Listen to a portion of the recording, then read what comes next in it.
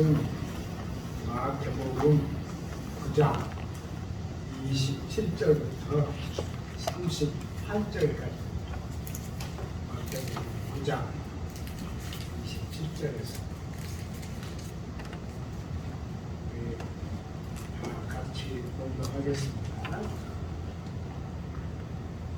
예수께서 거기에서 떠나가실 때 두 맹인이 따라오며 소리질러 이르되 다윗의 자손이여 우리를 불쌍히 여기소서 하더니 예수께서 집에 들어가시매 맹인들이 그에게 나아오거늘 예수께서 이르시되 내가 능히 이 일을 할 줄을 믿느냐 대답하되 주여 그러하오이다 하니 이에 예수께서 그들의 눈을 만지시며 이르시되 너희 믿음대로 되라 하시니 그 눈들이 밝아진지라. 예수께서 엄히 경고하시되 삼가 너희에게도 알리지 말라 하셨으나 그들이 나가서 예수의 소문을 그 온 땅에 퍼뜨립니다. 그들이 나갈 때에 귀신이 들려 말 못하는 사람을 예수께 데려오니 귀신이 쫓겨나고 말 못하는 사람이 말하기를 우리가 놀랍게 여겨 이르되 이스라엘 가운데서 이런 일을 본 적이 없다 하되 바리새인들은 이르되 그가 귀신의 왕을 의지하여 귀신을 쫓아낸다 하더라. 예수께서 모든 도시와 마을에 두루 다니사 그들의 회당에서 가르치시며 천국 복음을 전파하시며 모든 병과 모든 약한 것을 고치시니라. 우리를 보시고 불쌍히 여기시니 이는 그들이 목자 없는 양과 같이 고생하며 기진합니다. 이에 제자들에게 이르시되 축사할 것은 많되 일꾼이 적으니 그러므로 축사하는 주인에게 청하여 축사할 일꾼들을 보내주소서 하라 하시니라. 아멘.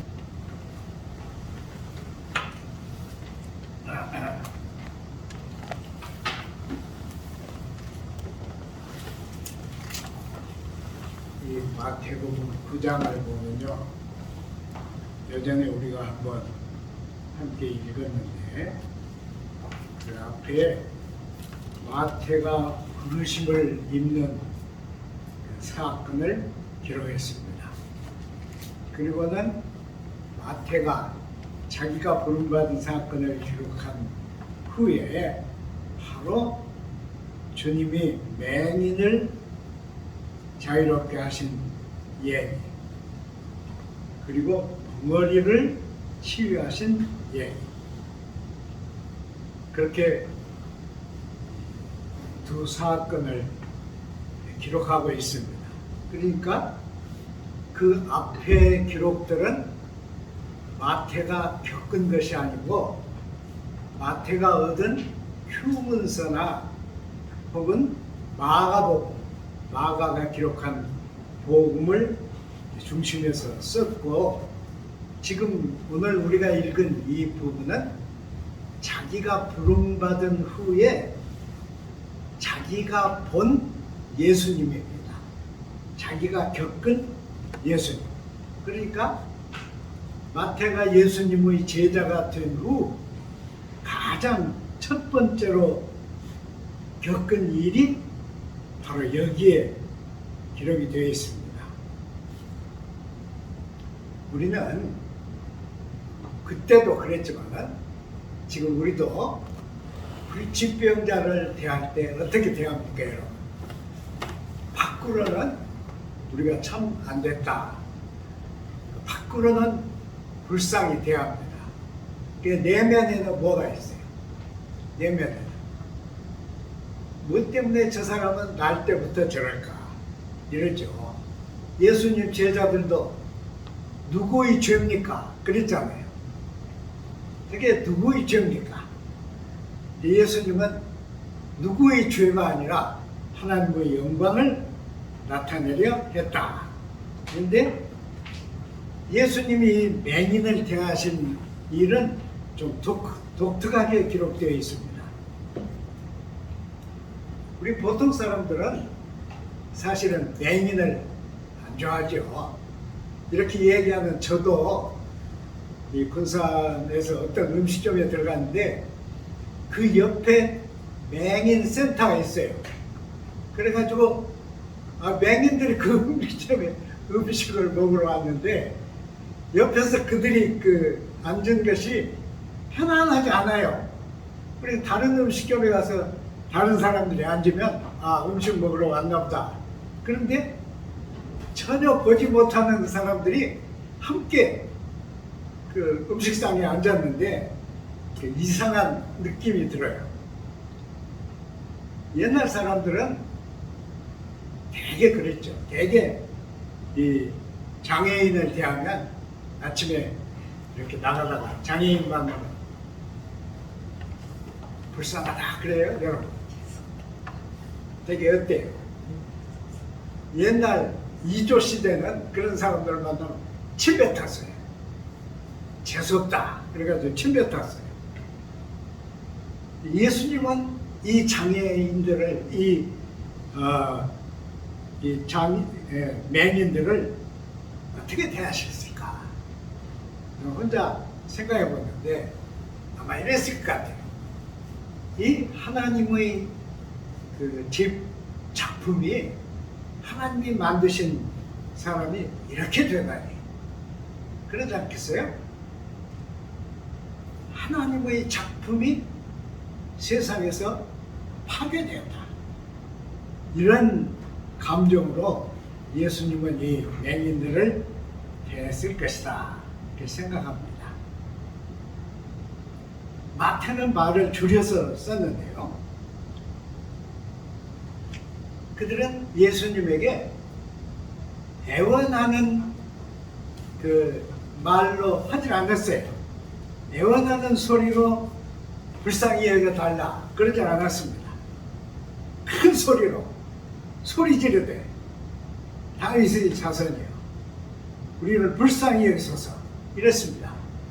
그러니까 우리를 불쌍히 여기소서 그 말도 제가 듣기는 일종의 명령어 같이 들려요. 그냥 우리를 불쌍히 여겨주십시오.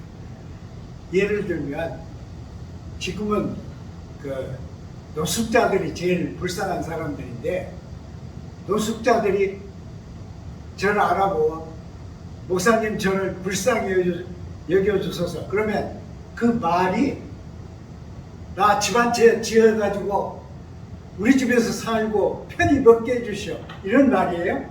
아니죠. 우리를 불쌍히 해주소서 그 말은 무슨 말이에요? 거린의 요청이잖아요. 그러니까 무슨 말이에요? 돈 좀 달라 그 말 아니겠어요? 돈 좀 달라. 그렇게 해야 맞은데 아니 맹인들 두 사람이나 있었으니까 이들은 거린이에요. 남의 손에서 얻어서 먹고 사는 거린인데 큰 소리로 다윗의 자손이요 우리를 불쌍히 여기소서 이런 것입니다. 다윗의 자손이라는 말은 공식적으로 그 사회에서 오실 그의 그러니까 모든 사람의 소원을 성취하는 메시아 이런 뜻입니다. 그런데 그 자리에서 예수님이 이 맹인을 낳아주신 거 아니에요. 마태가 참 이 말을 엄청 조심해서 썼어요. 보시면 주님이 들어가심에 주님이 집에 들어가심에 맹인들이 나오거늘 그랬잖아요. 어떤 집이에요 여러분? 제 생각에는 맹인이 사는 맹인의 홈이 아니에요. 제가 보기에는 맹인이 둘이 얽혔으니까 이들은 함께 구걸을 하는 구걸 동지입니다. 구걸 동지가 집에서 있었다. 그러면 그 집은 어떤 집일까요? 폐가겠죠. 제 보기는 그래요. 제 생각에 폐가일 것이다. 그래서 예수님이 폐가를 찾아갔어요. 이거 어떻게 된 거예요?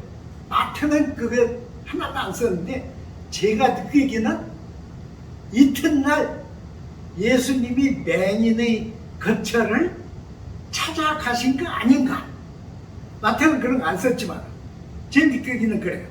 이튿날 그날은 어떻게 된지 모르지만 하여튼 이 마태가 기록한 모습은 그래요. 찾아가심에 그 집을 찾아가심에 그 거처 맹인들의 그 폐가 거처를 찾아가심에 맹인들이 나오거늘 맹인들이 예수님을 집으로 모셔드린 게 아니라 맹인들이 나오거늘 그래서 예수님이 뭐라고 했어요? 내가 너희 이 일을 할 줄을 믿느냐? 그 무슨 말이에요? 돈 주러 오신 거 아니잖아요. 예. 이게 참 기막히게 썼어요. 그러니까 그들이 주여 그러하오이다. 예수님이 여기 성경에는 눈을 만지시며 너희 믿음대로 되라 하셨다. 그랬습니다. 참 기가 막히죠. 그냥 단순히 맹인을 낫게 했다 하는 것으로 마태는 안 씁니다. 마태가 왜 이렇게 썼을까? 저는 이렇게 느껴져요. 창세기를 우리가 열면 창세기 1장 바로 그 3절에 빛이 있으라. 그러니 빛이 있었다. 그렇게 했어요. 여러분, 그렇게 창세기의 가장 핵심적인 얘기는 천지가 있었고 그 다음에 빛이 있으라 그랬더니 하나님이 그랬더니 빛이 있었다. 이렇게 했습니다. 근데 그 말을 우리가 묶으면 창세기에 빛이 있으라 이것은 온 만물을 비치는 빛입니다. 근데 예수님은 장님이요. 두 장님을 향해서 지금 너희 믿음대로 되라 그러셨는데 그 말은 눈이 열려라 이런 말이겠죠. 빛이 있으라 하는 말일 것이라고 저는 이해가 됩니다. 그러니까 마태가 느낀 예수님의 첫 번째 위대성은 뭡니까? 하나님의 창조와 같은 것을 하나님의 빛을 창조와 같은 것을 예수님은 이 폐가 장님들이 들어와서 거처하는 이 폐가에서 이루었다. 저는 이렇게 느껴져요. 그 말을 하려고 마태가 이 말을 쓴 것이다. 그러니까 그냥 우리는 이 성경을 읽으면요 거의 다 그래요. 저도 젊었을 때는 예수님의 그 능력 그래서 그냥 대본에 두 장님을 낳게 했다. 여러분 두 장님의 눈을 만지려면 어떻게 만져야 돼요? 여러분 한번 생각해보세요. 예수님이 들어가시니 그들이 맹인들이 나오거든. 예수님께서 두 맹인의 눈을 어떻게 해야 돼요? 여러분 어떻게 해야 두 맹인을 눈을 만져요? 이거 한번 상상해 보세요. 맹인이야. 전혀 보지 못하는 맹인이요. 둘을 예수님이 두 손으로 만지는 거예요. 나온 이 맹인을. 그러시면서 내가 능히 이 일을 할 줄을 믿느냐? 그러니까 이들이 그러하이다. 그러면 너희 믿음대로 되라. 그래서 그들이 밝음을 얻었다. 우리는 이렇게 나무 얘기같이 해도 장님이 눈을 떴다. 이건 우리는 상상 못합니다. 장님이 눈을 떴다. 우리 교단에는 김선태 목사라고 하는 목사님이 있어요. 이분은 6.25 때 부산으로 피난을 가가지고 나이는 저보다 조금 위든지 그럴 거라고 생각하는데 피난을 가가지고 이 개구쟁이들이 그 하수구 있잖아요. 하수구. 동그란 그 하수구 그 속으로 들어갔대. 그런데 그 속에서 놀다 나왔더니 눈이 안 보였어. 그래가지고 그때부터 눈이 완전히 망가졌습니다. 그 이들은 기가 막힌 것은 이 맹인을 사랑하는 여인이 있어. 그래가지고 이 여인하고 같이 신학교를 같이 다녔어요. 이게 이 김선태 목사님 부인도 신학교를 했습니다. 맨날 같이 다녔어요. 근데 그 사람은 자기가 맹인인 것을 불행하게 안 생각하고 하나님이 자기에게 이걸 시켰다 그렇게 믿어요. 하나님이 눈 보게 태어난 자기를 하나님 그렇게 만들었다 그렇게 믿습니다. 그래가지고 전국에 있는 웬만한 교회는 다 찾아가서 맹인들 눈 뜨는 문도 이제 그 각막 때문에 못 본 사람이 있잖아요. 그러니까 그것만 고칠 수 있어요. 그건 뭐 고칠 수 있는데 그것도 엄청 돈이 들죠. 그래서 그걸 모아가지고 우리 총회 전도부 내에 그 맹인 선교 하는 부서를 만들었어요. 근데 사실은 그 양반이 모은 돈이 총회가 가지고 있는 돈보다 더 많아요. 그래서 이제 옛날 그 육군병원 앞에 수도 육군병원 앞에다가 병원도 지었죠. 그런데 대단한 사람이에요. 지금까지도 그 일하고 있는데 정말 대단합니다. 제가 서울에 가가지고 그 사람 처음 만났는데 내가 군산에서 올라온 그 장국재 목사라 그랬더니 안 보이는데 여동생 있죠? 여동생 있어요. 그럼 그 여동생 장수자 그 한 목사 부인인데 이러는 거예요. 여러분 언제 만났다고 그 말해요. 처음 만났는데. 그러니까 군산에서 온 장 목사면 한정석 목사 아내의 오빠다. 이게 머릿속에 있는 거예요. 그래서 그때부터 그 양반하고 가깝게 지냈는데 대단합니다. 대단해요. 그 사람을 통해서 빛을 본 사람이 엄청 많습니다. 그럼 그 사람들은 이 김선태 목사님 어떻게 생각할까요? 생명의 은인입니다. 그렇죠? 생명의 은인. 예수님이 이 두 거린 맹인을 보게 해줬다. 그래서 단순히 보게 한 거다. 그 말이 아닙니다. 야훼 하나님이 천지를 지으실 때 빛이 있으라 하신 그것이 오늘 이 성경에서 예수님이 이 두 맹인에게 집중시키신 일이라. 그렇게 저는 이해를 합니다. 그 다음에 마태가 기록한 내용은 말 못한 사람을 데려왔다. 그랬어요. 말 못한 사람. 근데 이제 길어질까 싶어서 제가 그 말씀은 안 하지만은 이 얘기는 그 근원이 이사야서에 있습니다. 이사야서. 이사야가 말할 때 그분은 누구냐? 그는 음지에 앉아있는 사람을 도운 분이다. 그러니까 그분은 그 갇힌 자를 놓아주고 병든 자를 고치고 눈먼 자를 보게 하고 말 못한 자를 말하게 하는 자다. 그랬는데 여기도 이제 말 못하는 사람 이 얘기가 나옵니다. 제 보기에는 이 사람은 입은 있어도 말은 못하는 것이죠. 우리 사람은 말이 제일 중요하죠.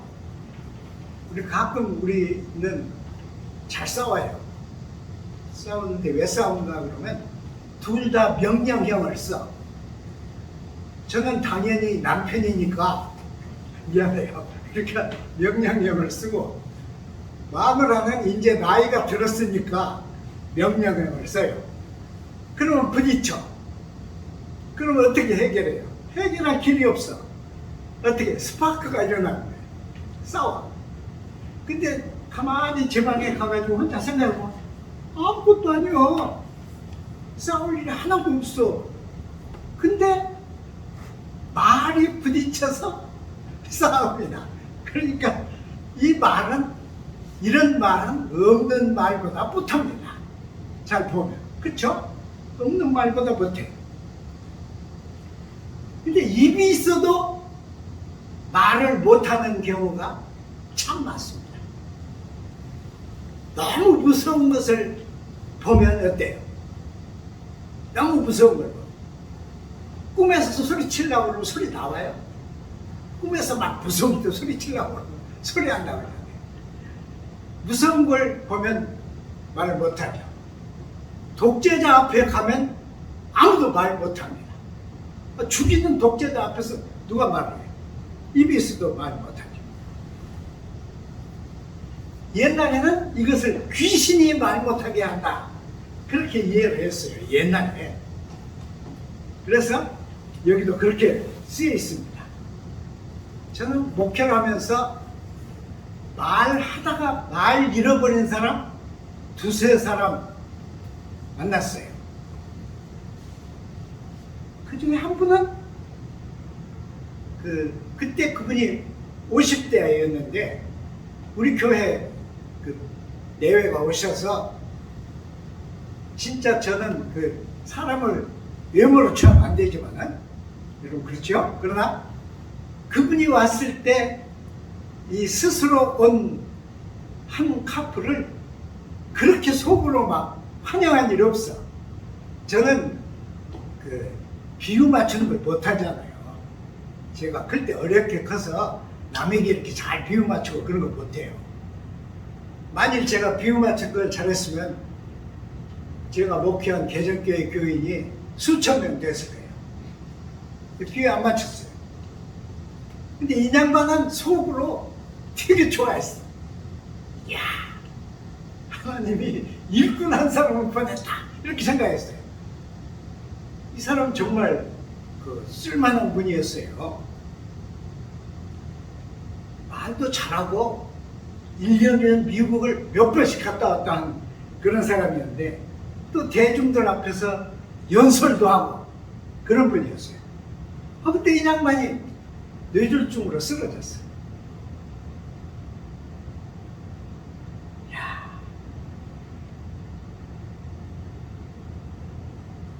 사람은 쓰러지기 전 사람은 똑같은데 말을 못하니까 그 사람이 아니에요. 얼굴, 모습, 이거 다 똑같은데 그 사람이 아닌 거예요.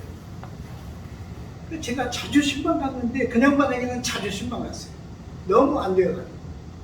근데 가면 말을 못하니까 그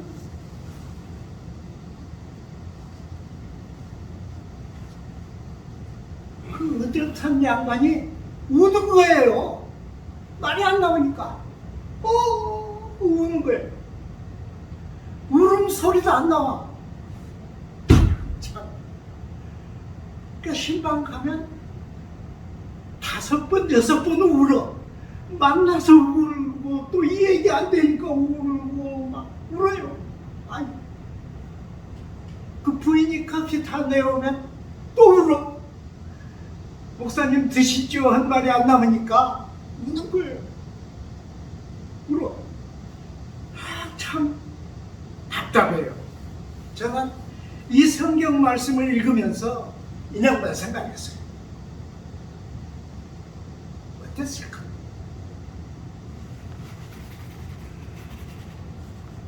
입이 있는데 말이 안 나와.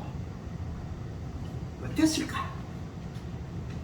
생각하면 참 기가 막힙니다. 기가 막혀. 그러니까 말을 잃은 입은 입이 아닙니다. 근데 현대인들은 예수님이 이 사람을 낫게 하셨으니까 그냥 두고, 현대인들은 쓸모없는 말은 잘합니다. 그런데 막상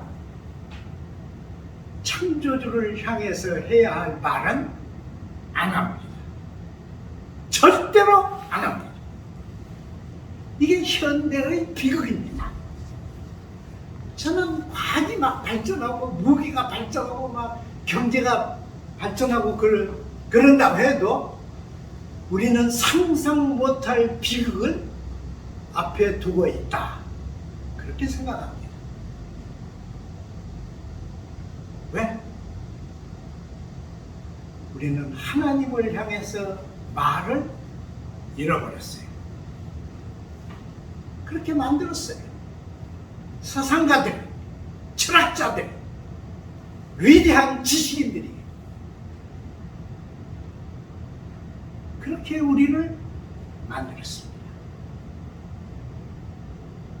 저는 이 성경을 읽으면서 참 우리 시대가 불행하다. 그렇게 생각해요. 하나님을 향한 말이 없어졌어요. 교회는 많은데 이 교회들이 하나님을 향한 말을 안 씁니다. 무슨 말만 해요? 잘 사는 말, 돈 버는 말, 자녀들이 성공하는 말, 그것뿐이에요. 그러니까 우리는 불행해져요. 저는 다른 건 놔두고 우리 자신이 하나님과 사이의 언어를 상실했다. 그렇게 생각합니다. 하나님 앞에서 실어증 환자 같은 것이 현대의 인간들입니다. 덩어리만 또 못해요. 그러니까 그걸 우리가 생각해. 정말 우리가 행복하려고 그러면 하나님 앞에서 입이 터져야 한다. 그렇게 저는 믿습니다. 끝으로 9장 35절에서 36절을 보면 예수께서 모든 도시와 마을을 두루 다니사 그들을 회당에서 천국 복음을 전파하시며 모든 병과 모든 약한 것을 고치시니라. 무리를 보시고 불쌍히 여기시니 이는 그들이 목자 없는 양과 같이 고생하며 기진함이라 그랬습니다. 이게 무슨 특별한 말씀이에요? 아니에요. 저는 이 말씀을 읽으면서 팡 이렇게 햄머 같은 그게 뭐냐? 약한 것을 고치셨다. 병을 고친 것은 저는 안 생각하려고 해요. 약한 것을 고치셨다. 약한 건 뭡니까? 안 보여. 모든 사회에 약한 것들은 감춰져 있습니다. 근본적으로 보이지 않기 때문에 없는 걸로 취급합니다. 그리고 힘이 있는 자들은 약한 것을 안 봅니다. 불필요하기 때문에. 도대체 예수님이 찾아다니시면서 고친 약한 것이 뭐냐? 그래서 그리거를 보면요, 모든이란 말 파산이에요. 그리고 말라키아, 약한 것, 말라키아. 영어로 그걸 번역을 하면 softness, weakness. 그런데 그 어원어, 말코스는 뭔가? 말코스는 영어로 soft, delicate, effeminate 이런 뜻이에요. 이거 뭐예요? 이것은 불편하고 힘이 모자라고 병약한 정도가 아니고 이들은 목자가 없어서 맹수에게 먹히는 먹이와 같은 존재들입니다. 그 사회에 있는 먹이와 같은 존재들이, 그 사회의 권위자들은 절대로 이 약한 자들을 보지 않습니다. 왜 봐요? 보지 않아요. 여러분, 히틀러는 정신병자를 큰 낡은 배에 태워가지고 바다에 보내버렸잖아요. 국가를 위해서, 국가 사회를 위해서 일할 수 없는 이 디서, 그러니까 그 뭐라고 그래요? 능력이 없는 존재들은 전부 없어버렸어요. 그래도 사실 히틀러가 죽인 사람이 스탈린이 죽인 사람보다 적습니다. 그래서 이 권위자들은 이 약자들을 보지 않습니다. 보여도 보지 않아요. 그것이 약자들이에요. 그 약자들은 누구예요? 약자가 없으면 절대로 강자가 못 생기고요. 사회에 약자들이 없으면 부자가 못 됩니다. 부자란 것은 약자들의 것을 자기가 대신 가져서 부자가 되는 거예요. 이게 칼 막스의 지론입니다. 그러니까 예수님이 이랬다는 것은 이 마태가 쓴 이 글은 대단한 글이에요. 여러분 그냥 넘어가시면 안 됩니다. 이것은요, 마태의 특별한 메시지입니다. 아니 그냥만이 나를 제자로 불러가지고 데리고 다니는데, 내가 봤더니 처음에 눈먼 거지들에게 빛을 회복해 주시고, 그 다음에 말 못한 자를 낫게 하시고, 그 다음에는 도시와 마을을 찾아다니면서, 마태가 글은 그렇게 되어 있어요. 도시와 마을을 찾아다니면서 회당에서 천국 복음을 가르치고 약자들을 고치셨다. 그러니까 무슨 말이에요? 사회가 보지 않아, 사람들이 보지 않아, 눈에 띄지 않아, 이 감추인 약자들을 예수님은 찾아서 도시로 갔고 마을로 갔다는 얘기입니다. 이것이 마태의 얘기입니다. 우리가 성경을 그냥 술술 읽어버리면 아무것도 모릅니다. 이 마태의 고백 속에는 내가 이 돈 잘 벌던 세리를 그만두고 예수님을 따라 나섰더니, 그분은 그냥 갈 데가 없어서 돌아다니는 게 아니고 도시와 마을을 찾아다녔는데, 이 약자들, 먹잇감이 되어 있는 이 약자들, 말라키아에 먹잇감이 되어 있는 이 약자들을 주님은 찾아다니셨다. 그래서 그들을 고쳤다. 왜? 이 이상 너희는 먹잇감으로 있지 마라. 사회적 먹잇감이 되지 마라. 그럼 무슨 말이에요? 눈을 고친 것, 입을 고친 것보다 더 중요한 것은 약자들을 고치신 일입니다. 이게 교회가 할 일이에요. 우리 교회가 맡은 일입니다. 우리 교회가 맡은 일. 그러니까 우리는 예수님이 하신 말씀대로 절대로 사람을 외모로 보면 안 됩니다. 외모, 그건 시간 속에서 마모하고 쇠잔에서 없어질 것에 불과합니다. 그럼 뭐가 중요하냐? 보이지 않는 자를 봐야 예수님이 도시와 마을을 쫓아다니면서 찾았던 이 보이지 않는 먹잇감으로 전락한 인간들을 우리 교회는 찾아서 고치고 세워야 한다. 이것이 피조물을 불쌍히 여기신, 피조물을 피조물이다 그러지 않고 피조물을 불쌍히 여기신 주님의 시선입니다.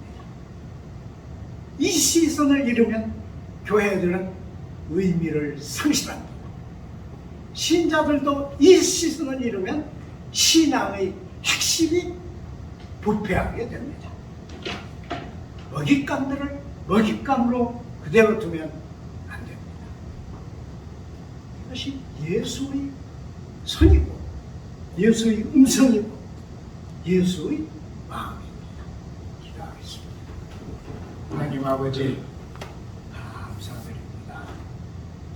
마태는 한 사람의 세리에 불과했지만 예수님을 따라 나서면서 이 놀라운 시선을 가지고 예수님이 하신 일을 보았고 그 메시지를 오늘 우리에게 주셨습니다.